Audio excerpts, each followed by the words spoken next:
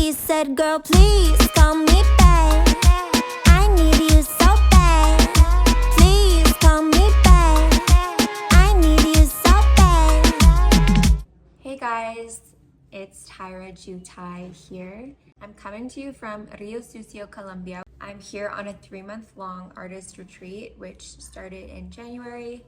The first week I was here, there's this large carnival that takes place every 2 years in this town. And it's just really by sheer coincidence that my project is also called Carnival. And so when I was approached with the opportunity to come here and to do an artist in residency program, I just thought it fits so perfectly. I was like, absolutely, I don't want to miss the carnival and come later. I want to be there for it. That being said, I received many warnings that it would be absolute insanity, and it definitely was. It definitely delivered. Where I'm located right now is right in the heart of the downtown, so really like at the epicenter of the carnival. So I'm gonna kind of like go through some of the videos with you guys and just talk a little bit about them and talk a little bit about the experience that I'm doing here. Here we go. First off, let's start with what I packed to come here. Packing for 3 months is not an easy feat. I also needed to bring all of my music equipment. That includes my guitar, speakers, microphone, laptop, MIDI keyboard, interface, headphones, hard drives. I also bought a drone, flute. So all of my recording equipment had to fit into my suitcases. That along with 3 months worth of clothing, and I'm sure if you follow me, you already know that I love fashion, I love clothing. So I had to really keep it simple and tone it down. And also in the packing process, I really had to think about, what am I going here to do? I'm going here to experience a new culture, to explore a new place, to get the hell out of Canada for the winter and hopefully be inspired, meet new people, and just see the different ways that that will influence my art and my music. But I'm also going to be kind of hunkering down in the studio and developing like a really solid routine behind creating my music and working on my recording. When I first got to the airport, one of the straps on my guitar case broke, and I was super fortunate that I had packed a little mini travel sewing kit. Some of you might not know, but I also sew. I make a lot of my own clothes and costumes. And so it just came in really handy in that moment. Then I had a brown meal from Swiss Chalet, and then I sat around for a while and just kind of like read and did some like busy work. Finally, we boarded the plane. So I should mention, I didn't come here alone. I came here with my partner, who's also a musician, and this opportunity was provided to us through a mutual friend who's a world-renowned painter and artist. So he put us up and is also kind of like our host while we're here. And he's a local, he knows all of the area. So we're very fortunate for that. We also then are able to have these experiences that as tourists or newcomers we wouldn't normally get. So I got on the plane. It was a red eye. So yeah, not the most comfortable, but you know, we got there.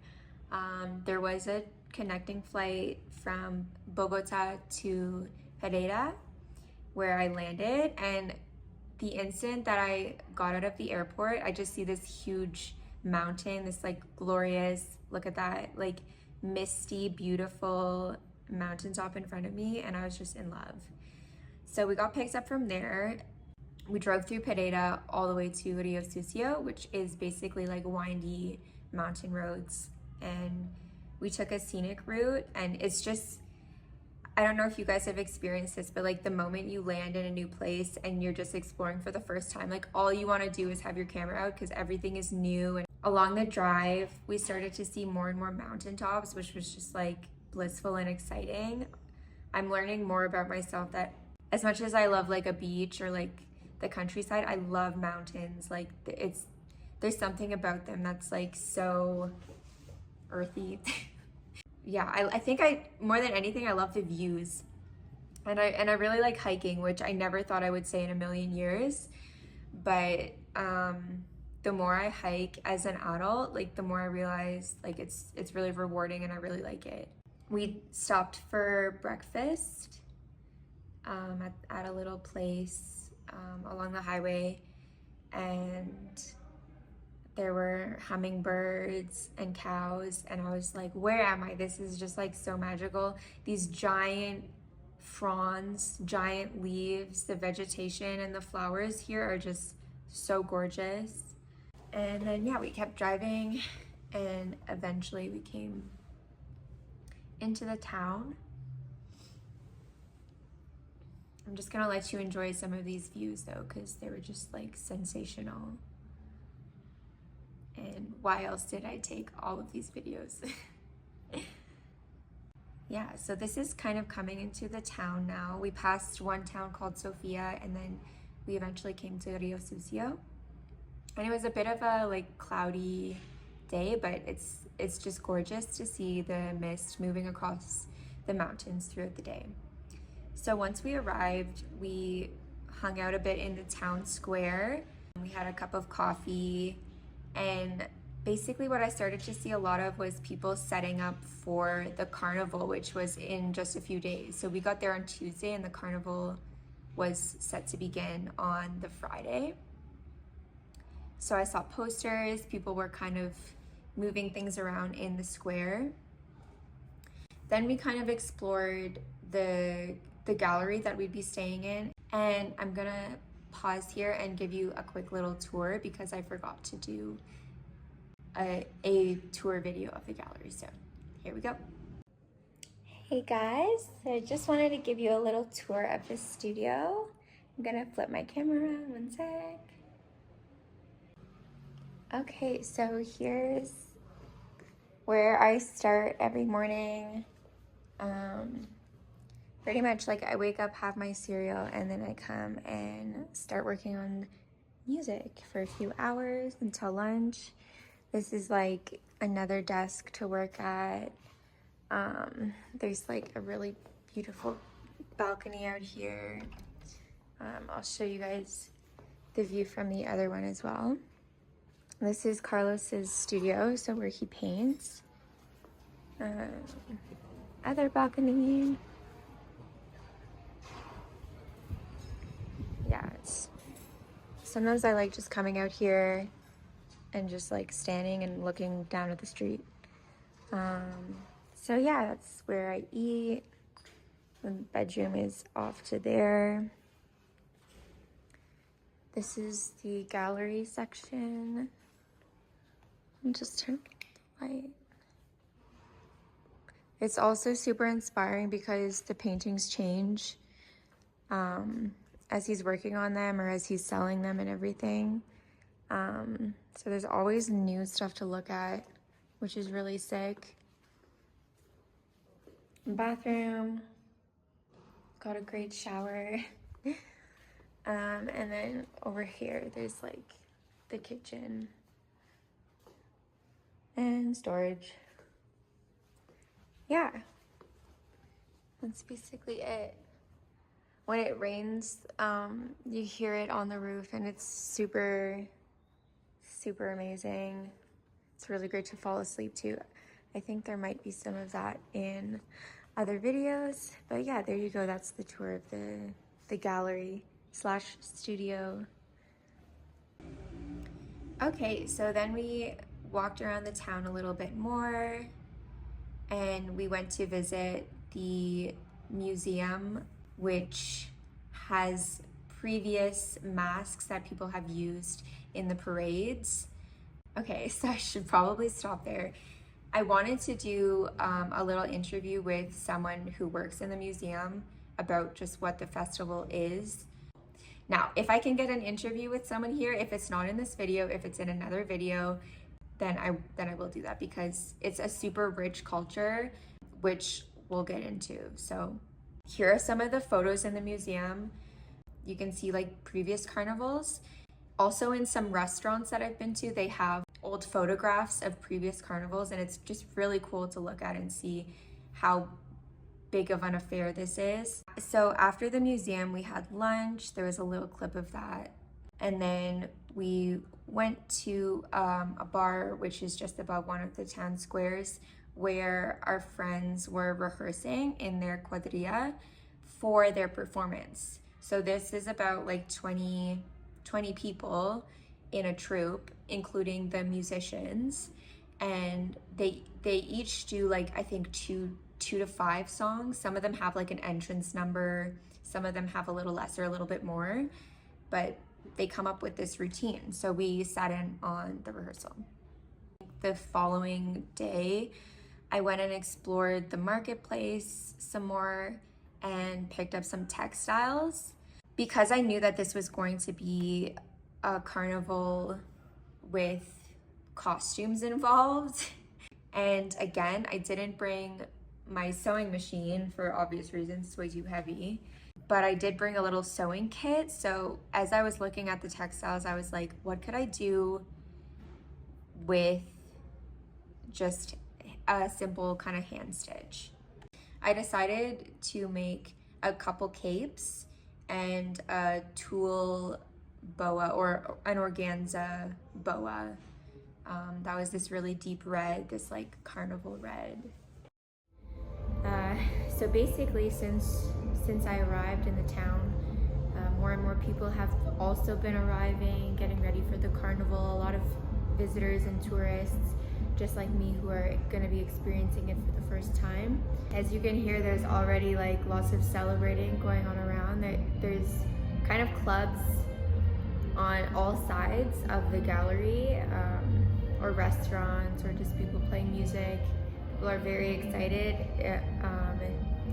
There hasn't been a carnival in 4 years because of the pandemic, so it'll probably be pretty epic. Over the next few days, I'm just gonna keep kind of exploring, getting to know people, getting to know like my host and like their friends, who are, a lot of them participating in the performing troupes, the cuadrillas, in the carnival, and they're all kind of doing rehearsals, making costumes, making pieces that will be a part of like their performing troupes. And it's just really inspiring. People are really excited, and you can just feel it, like you can feel the energy of the town. So I don't know, I'm a bit nervous but really excited, and I'm just kind of trying to like prepare myself both mentally and like actually make preparations, like make sure I have like a lot of snacks and make sure I know where I'm gonna hang out if it gets too crazy in the streets. Also trying to just like rest as much as I can, because I know that like the 7 days will be like a lot, and I'm a social introvert, so I love to be like a part of the celebration and like take it all in, but I also need my moments of just like quiet and calm, which I don't think there will be very much of, but I'm kind of just like mentally preparing myself to like accept that and just like go with the ride, because it's only gonna be a week, and it's gonna be, I'm sure it'll be like life-changing and just so inspiring. Here are some more clips walking around the town. People are touching up a mural, and I really love this shot here because this is just me walking around a pretty empty landscape of the town square, and it's kind of a great before shot of what's to come. These are still the days leading up to the carnival.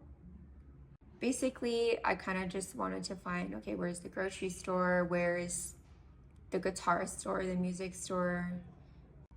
We found a gym. And yeah, like this, it's just gorgeous views. Day 3 here. I'm at the art gallery again. I'm setting up my studio stuff over here.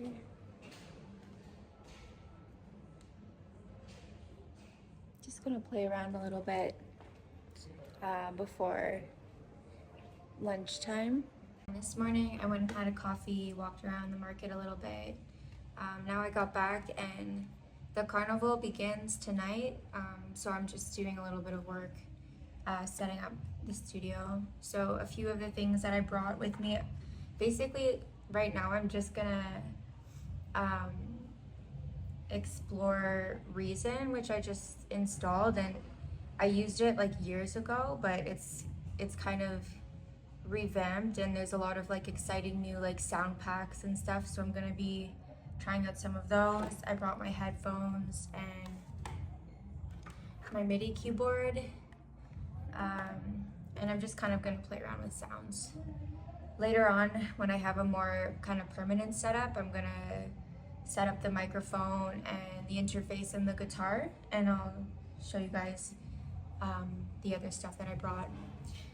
I'm sitting right now in one of the rooms in the gallery, and it's really beautiful and inspiring. It's all really nice and open. I'll just flip it around. You can see there's like a balcony and lots of really beautiful natural light, which I kind of lacked in Toronto. So yeah, I'm gonna get going on that.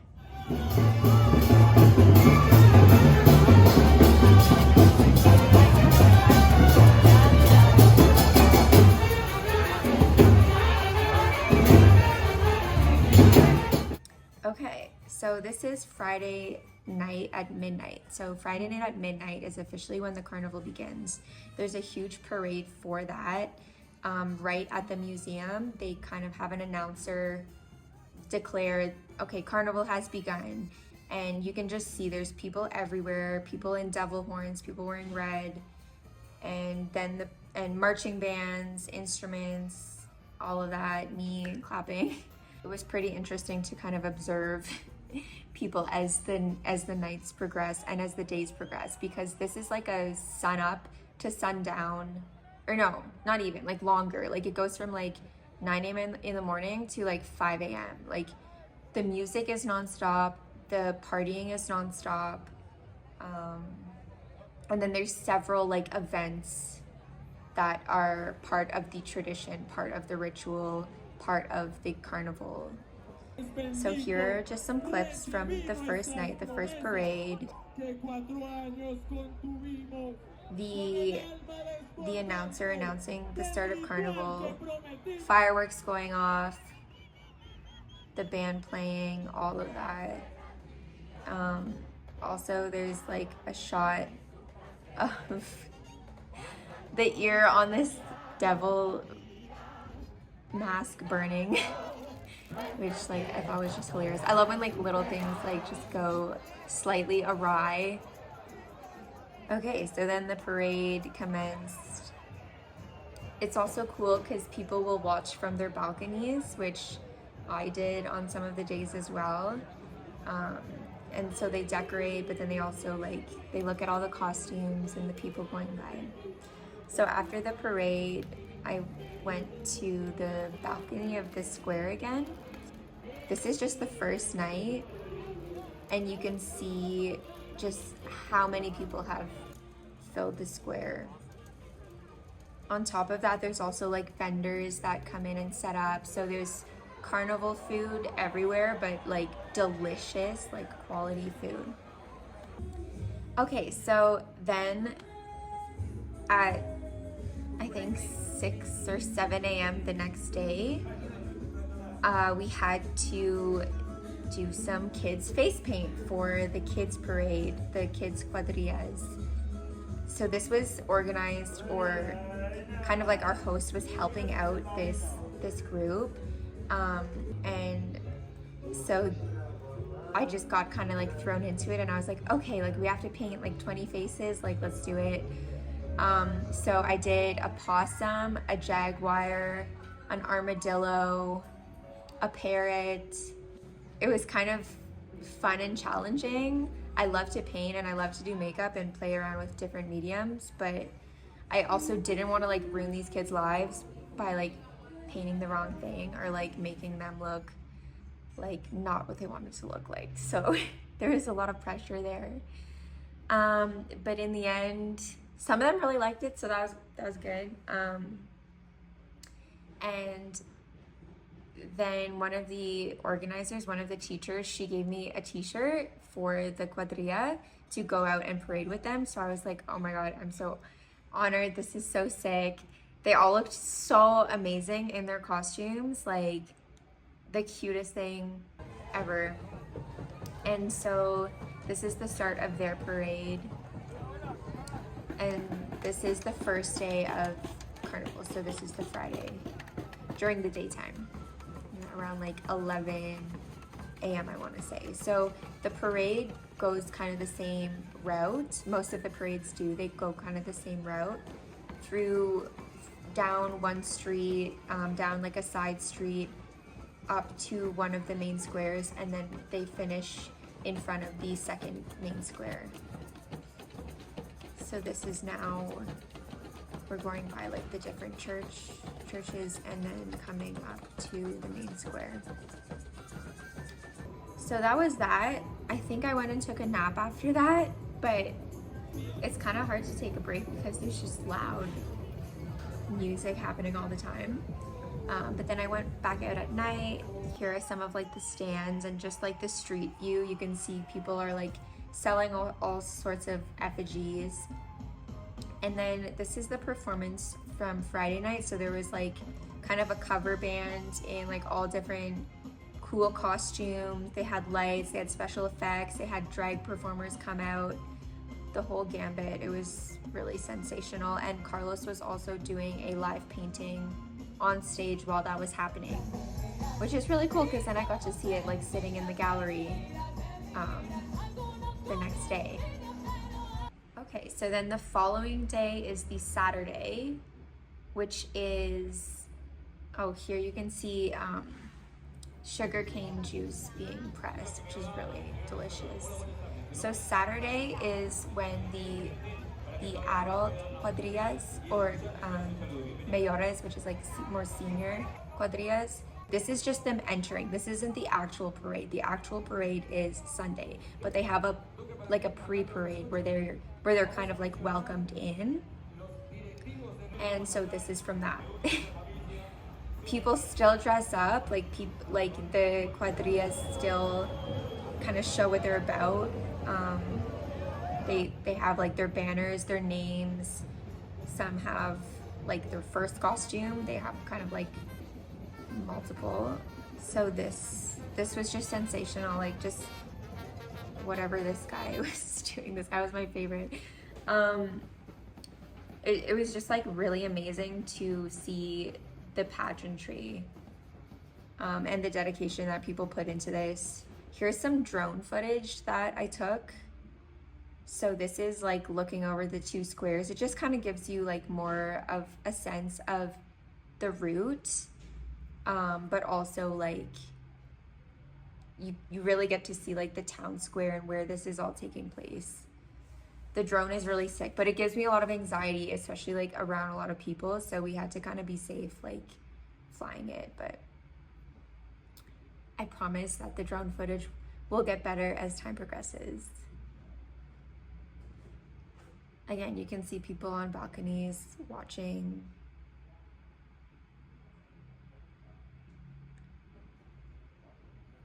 This is one of my favorite shots that we got. So you can see how far back the parade starts and where they kind of come to, and then it keeps going.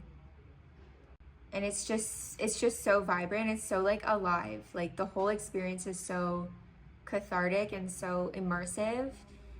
At one point, like I wanted to like have a drum and just be like drumming along or like playing my flute along and be a part of it. And that's also why I was really grateful to Carlos for including both me and my partner in these different events, to let us really like have an authentic experience. Okay, so here's the main stage, and you can see again the cuadrillas coming in. Then out of nowhere, this marching band came from like another side street and kind of joined the parade. So amidst like the madness of just the regular parade, this like sub parade comes in. So there's so much going on, like 24/7. It was nonstop. This giant, this is like a gourd, like a drinking gourd, which is another symbol. The devil kind of drinks out of the drinking gourd, and people are also seen like carrying those around and taking the drinking from them, like the aguardiente. You can also see the banners aguardiente everywhere, so they're the main sponsor. Here's where we kind of like joined the parade, so we got kind of pulled in because we didn't know where they were starting from. It was a little bit chaotic, also just trying to like stay organized and on schedule, but eventually we joined. And then I think we had a nap and then went back out for the evening in costume. Got another sugarcane juice.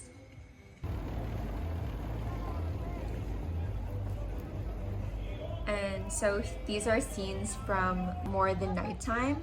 So Saturday night, the event that takes place, I think roughly around midnight, is that the devil is welcomed. The devil arrives. So the effigy, the symbol, symbolically, like that's his arrival, and then chaos is free to ensue, kind of. So it's almost like a second beginning of the carnival in a way. Here were some really amazing musicians that we saw. I was so inspired by this sound, especially the guitars, so check that out. Okay, we decided that it would be a safe bet to watch the arrival of the devil from the balcony, just so that we wouldn't be like in the crowd, in the swarms of people. So there's another parade for the devil to come in, and then all of these performers afterwards came up to the bar, to the balcony where we were watching, to watch with us. So first you can see them coming in to the square, and then you can see here they joined us in their costumes and celebrating, and I'm sure that they were kind of happy to have finished their parade and then be celebrating. You can kind of tell on the faces of people, like this is only the Saturday night, but some people are already exhausted from like not only the preparation for the carnival, but the last like 2 nights of partying. Okay, so here is the devil. The devil was kind of like a float coming in down one of the streets. People are just going crazy. There's an announcer on stage, like worshiping the devil, his beauty, saying how amazing it is, how happy they are that he's here. And they always sing also the anthem, Salve Salve, which is like the anthem of the carnival. I'm not too sure what year it was recorded in, but it sounds like maybe the 50s or something. It has a lot of charm, and it was just in my head the rest of the week because they play it, they sing it, they perform it. So here's everyone kind of like hoisting the devil into his spot in the square where he would sit and stay. There's a lot of like rotating, a lot of moving parts to this operation. And then, so yeah, once he's there, then everyone just went crazy. This is like the Saturday night of the carnival, and everyone was just, there's just insanity. There's fire performers, there's people like sitting down, like lying down on their cell phones because they need a break. There's food everywhere, and then it started raining. So pretty much every day it rained, like at some point in the day, which was kind of crazy, but it did not stop anyone or anything. The music kept going, people kept dancing, marching bands kept playing. Once it dried, we went down to the square to get a better look at the devil and to partake in the madness and the festivities. So here's back at the apartment, and just like I said, it was like torrential downpour and people are still partying, like blasting music, just having a grand old time, pulling out their ponchos. Okay, so this is Carnival Sunday, and this is the main quadrilla of our host.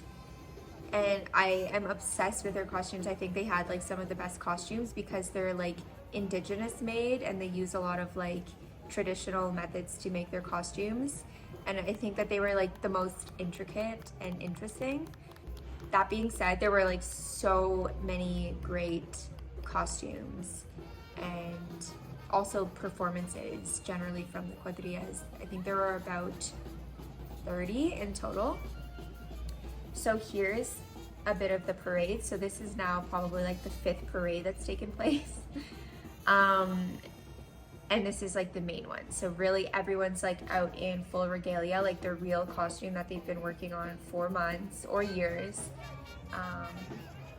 Going through the town with the musicians. The musicians perform alongside them, and they're also a part of the troupe. And they all make their way to the second town square and like the final stage. Then what happens is each troupe also performs on the main stage their numbers. So again, those are their like 2 to 5, 2 to 4 kind of songs. We'll just say 3. There are 3 songs, but they also perform at the houses. So this is going now back to our host's house. So this is a specified casa cuadrilla. And basically what that means is that all of the troops come and then perform to the house and its guests. So this was a really sensational and very like privileged spot to be in, because then we didn't have to go and chase all of the troops or just watch them from the main stage. We got to sit and watch them all come to us in the comfort of the house. And we could also take little breaks like here and go out into the garden and have some chats, have some soups. So basically the run of things is each troupe comes in, they do their entrance, the musicians like set up, they do their entrance.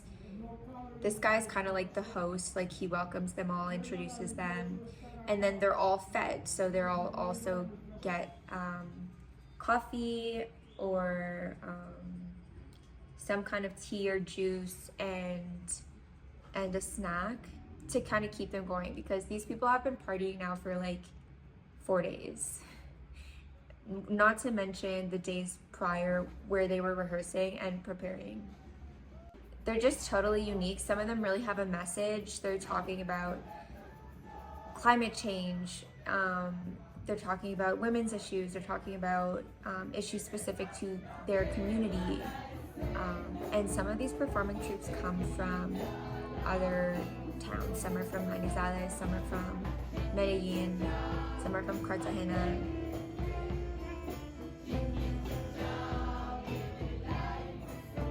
And yeah, I love the themes. This Versailles theme one, someone had like on their wig a guillotine, and I thought it was like the cutest thing ever. I don't even know that I was able to get a picture of that. So this happens 30 times because there's like 30 troops.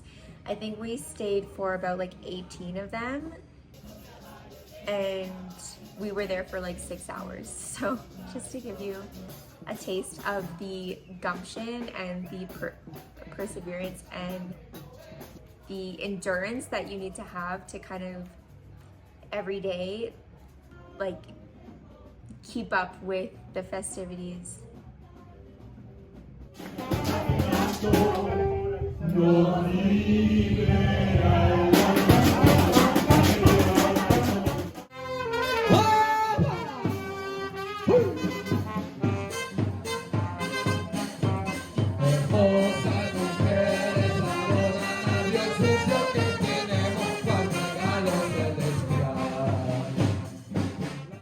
Que están todavía en esta parte terrenal de nuestro universo. Por ahí lo vea usted, torero gallina, véalo, ahí está.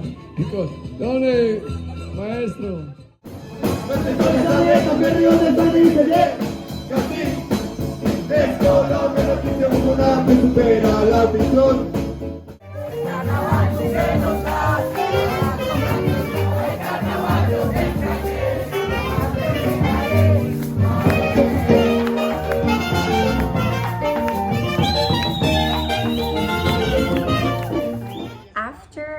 that is Carnival Monday. So Carnival Monday and Tuesday, there's still stuff happening. We saw like a mask competition. We're enjoying some food. There's performances on the stages. There was fireworks, so I just watched them from the balcony because it was raining. So the next day, I decided to set up the studio in the space. This carnival is still happening. There's still tons of noise outside. There's lots to do. There's lots going on, but I still kind of wanted to get myself established and also set up the recording space so that I could eventually get going. Afterwards, you can kind of see it's a little bit gloomy. It was much quieter because these are kind of the last few days of the carnival. The biggest day is the Sunday. So I just wanted some shots where you can see all the stands, but there's much less people.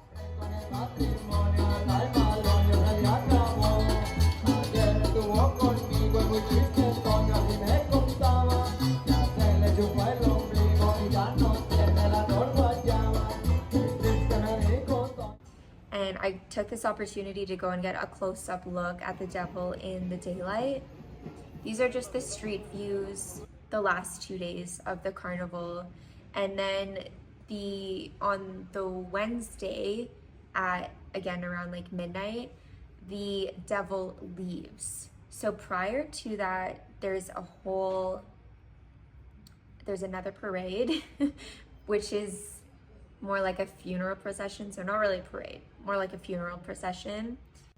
I think this was the Monday or Tuesday, a group of us got in the car and drove up out of the madness of the city and just had lunch at this beautiful restaurant that kind of is just on the outskirts of the town a little bit, just to kind of have a break from all of the madness and insanity. We also went and saw this soccer pitch, which also overlooks the town. And it was nice to just get away from it for a little bit, get away from the noise and see a little bit more of where we were staying, kind of have a view from all these different angles. We also, not really a hike, but we climbed up this little hill to again get a really amazing scenic view, and I'll just let you guys enjoy that.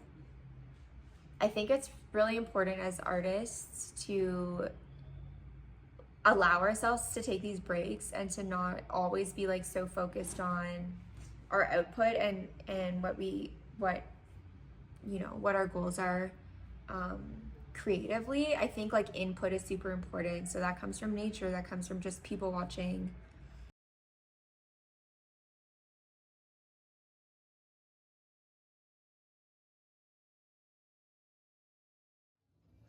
Here you can see people are taking down the main stages. So the carnival's still happening, but slowly, less and less commotion.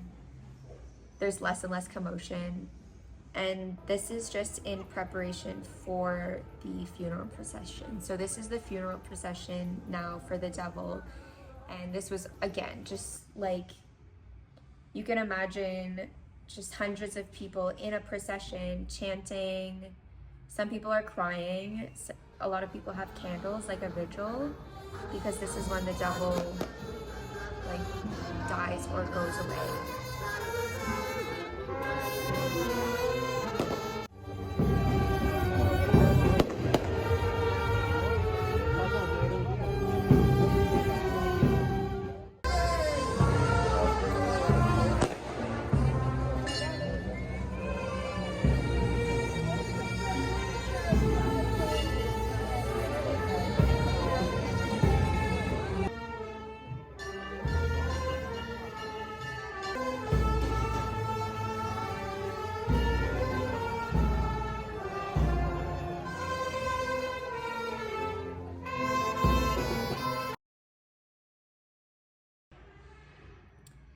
So all of that culminated in the burning of the effigy, the symbolic burning of the devil figure, which is like a smaller version of the larger paper mache one that sat in the square.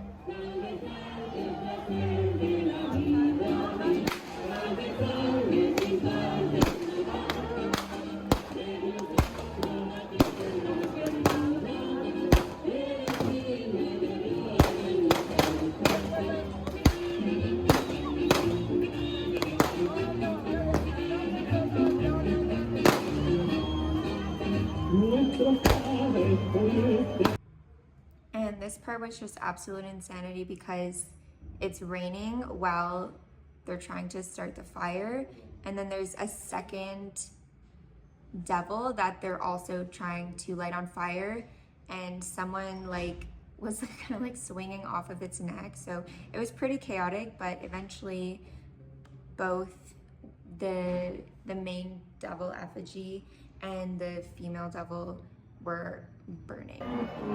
Lay with me, not right now. Lay with me, not right now. Stay with me, not right now. Not right now, not right now. Lay with me, not right now. Lay with me, not right now. Stay with me, not right now. Not right now. And that kind of marks the end of the carnival. He said, girl, please call me back. I need you so bad. Please call me back. I need you so bad. So that's pretty much the first week, and I'll catch you up on kind of what happened after that and fill in any blanks. Thank you.